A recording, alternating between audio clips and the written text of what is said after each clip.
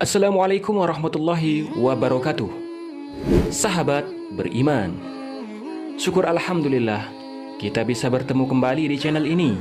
Harapan saya, semoga saudaraku semua yang sedang menonton video ini selalu diberikan kesehatan, diampuni dosa-dosanya, baik yang disengaja maupun tidak disengaja. Dan semoga kita selalu dalam lindungan Allah dan selalu dalam petunjuknya. Amin ya rabbal alamin. Salawat dan salam semoga tercurahkan kepada baginda Nabi besar Muhammad sallallahu alaihi wasallam. Allahumma sholli ala sayyidina Muhammad wa ala ali sayyidina Muhammad. Semoga kita semua mendapatkan syafaatnya beliau pada hari kiamat nanti. Amin ya rabbal alamin. Sahabat beriman, Alkamah seorang sahabat yang taat. Ia tak pernah lalaikan solat fardu ataupun sunnah. Amalan puasa dan sedekah tak pernah terlewat. Namun, di penghujung hayat, ia sudah mengucap syahadat. Dikisahkan, saat Alkamah sakit keras, istrinya mengirim utusan kepada Rasulullah Shallallahu Alaihi Wasallam. Tujuannya memberi kabar bahwa suaminya sangat kritis dan sepertinya sedang menghadapi sakaratul maut. Begitu menerima kabar, Rasulullah Shallallahu Alaihi Wasallam langsung mengutus Ammar, Bilal, dan Su'aib. Begitu menerima kabar, Rasulullah Shallallahu Alaihi Wasallam langsung mengutus Ammar, Bilal, dan Su'aib untuk menjenguk Alkamah dan mengajarinya mengucap kalimat tauhid, La ilaha illallah. Namun lisannya keluh, tak kuasa berucap. Akhirnya mereka kembali memberitahukan hal itu kepada Rasulullah Shallallahu Alaihi Wasallam. Beliau bertanya, apakah di antara kedua orang tuanya masih ada yang hidup? Disampaikan kepadanya, ada wahai Rasul, ibunya. Ia sudah sangat sepuh. Rasulullah Shallallahu Alaihi Wasallam meminta, temuilah ibunya, sampaikan, jika engkau masih kuat, datanglah kepada Rasulullah. Jika tidak, diamlah di rumah. Dan Rasulullah yang akan menemuimu. Singkat cerita, utusan Rasulullah Shallallahu Alaihi Wasallam pun bergegas menemuinya. Setiba di hadapan ibunda Alkamah, sang utusan menyampaikan pesan tadi. Biarlah aku sendiri yang menemui Nabi, kata ibunya. Aku lebih berhak menemuinya, jawab ibunda Alkamah. Dengan bantuan tongkatnya, ibunda Alkamah pun berangkat menemui Nabi Shallallahu Alaihi Wasallam. Setibanya, ia mengucap salam dan dijawab oleh Nabi Shallallahu Alaihi Wasallam. Kemudian, baginda Nabi bertanya, wahai ibunda Alkamah, jujurlah kepadaku. Jika berbohong, wahyu Allah akan turun kepadaku. Bagaimana keadaan anakmu? Ia menjawab, wahai Rasul, anakku itu rajin salat, rajin puasa, dan banyak sedekah. Lantas, bagaimana keadaanmu kepadanya? Desak Rasulullah SAW. Aku tidak suka kepadanya, karena ia lebih mementingkan istrinya dan durhaka kepadaku.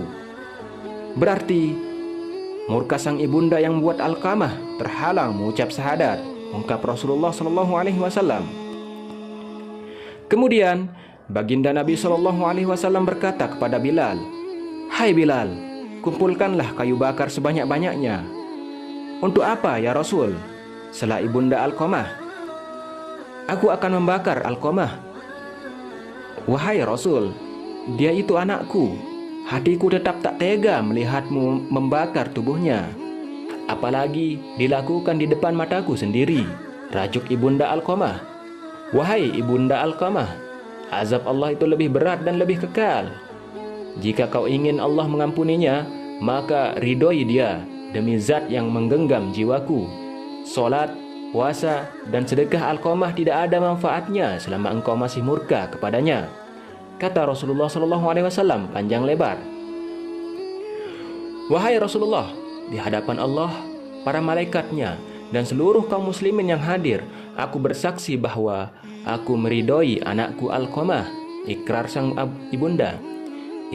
ibunda.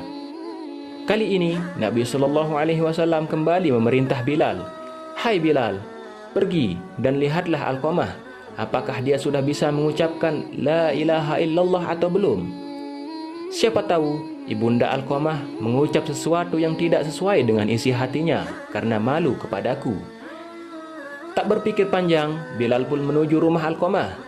Dari luar rumah, dirinya mendengar Alqamah mengucap la ilaha illallah. Setelah itu, Bilal masuk ke dalam rumah dan menyampaikan, "Wahai semua yang hadir, sesungguhnya murka sang ibundalah yang membuat lisan Alqamah terhalang mengucap syahadat." Setelah ibunya ridho, barulah lisan Alqamah ringan mengucapnya. Pada hari itu juga, Alqamah menghembuskan napas terakhir. Lisan Alqamah ringan mengucapnya. Tersiar kabar kematiannya. Rasulullah SAW pun hadir bertakziah. Beliau memerintah agar jenazahnya segera dimandikan dan dikafani. Usai dikafani, bersama para sahabat, beliau mensalati jenazahnya. Pada saat pemakaman, baginda Nabi SAW berdiri di pinggir lubang kubur dan berpidato, "Wahai kaum muhajirin dan ansor, siapa saja yang mementingkan istrinya daripada ibunya, maka laknat Allah, para malaikat dan seluruh manusia adalah untuknya. Allah tidak akan menerima kebaikan dan keadilannya kecuali ia bertaubat kepada Allah, memperbaiki sikapnya kepada ibu, dan berusaha mengejar ridhonya. Sesungguhnya ridho Allah berada pada ridho ibu, murka Allah juga berada pada murka ibu." Dari petikan kisah tadi dapat ditarik beberapa pelajaran. Alqamah ialah gambaran seorang yang mementingkan istri tapi lalai memenuhi hak orang tua. Alqamah seorang yang sangat taat beribadah, sholat, puasa, dan sedekah tak luput ditunaikannya. Namun, sikap buruknya pada sang ibunda membuatnya terhalang dan berat mengucap syahadat saat sakaratul maut. Tidak ada manfaatnya amal sholat, puasa, sedekah, dan amal baik seorang jika ia durhaka dan suka melukai hati orang tua, kecuali ia bertaubat dan perbaiki sikap. Kecintaan seseorang terhadap istri jangan sampai mengabaikan hak orang tua sendiri, terutama ibu. Betapa besarnya kasih sayang seorang ibu. Walau hati sudah tergores luka, ia tetap terbuka, memaafkan karena tidak tega melihat anaknya sengsara.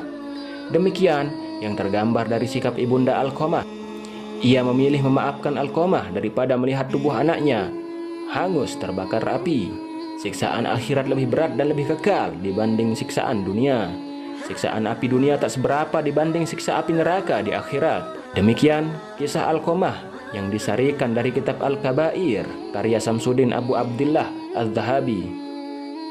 Semoga jadi pelajaran bagi kita semua, terutama bagi mereka yang masih memiliki kedua orang tua. Wallahu a'lam bishawab.